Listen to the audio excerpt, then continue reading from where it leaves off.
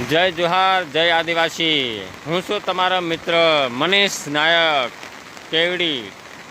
તમે જોઈ શકો છો મિત્રો, આ રસ્તો બસ સ્ટેન્ડથી થોડા સાદડા પસાર થઈ રહ્યો છે। આ નદી આવી રહી છે। આ નદીથી પેલી બાજુ 500થી 600ની વસ્તીને સામનો થઈ રહ્યો છે।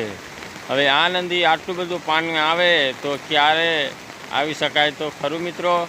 તમે જોઈ શકો છો, હરુભરું તમે જોઈ શકો છો। આજના દિવસ સોમવાર તારીખ 26 રોજ 2024,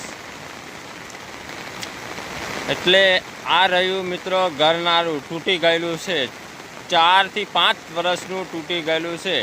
તો ગામજનોને આટલી બધી રજૂઆતથી આ નારું બનવા શક્યતા નથી। મંજૂર થઈ ગયેલું છે એવું જણાવવામાં આવે છે, પણ ગ્રાન્ટ પાસ હજુ થયેલી નથી। તો મિત્રો ગ્રાન્ટ પાસ નથી હોય તો આ બનાવવું કેવી રીતે? એટલે 500થી 600 જણની વસ્તીને આ મુશ્કેલીનો સામનો થઈ રહ્યો છે। આજે કેવડી મુકામે નાયકા રાસિંગભાઈ મનિયાભાઈના ધર્મપત્ની મરણ થઈ ગયેલા છે। તો એનો સ્મશાન વિધિ કરવા માટે જવા ક્યાં રહી? એ તો દરેકને સામલો 400થી 500 વસ્તીને સામલો આ વેઠવો પડે છે। એટલે તંત્ર કંઈક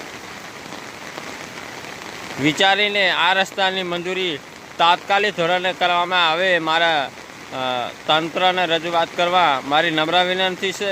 જય જોહાર, જય આદિવાસી, જય નાયક।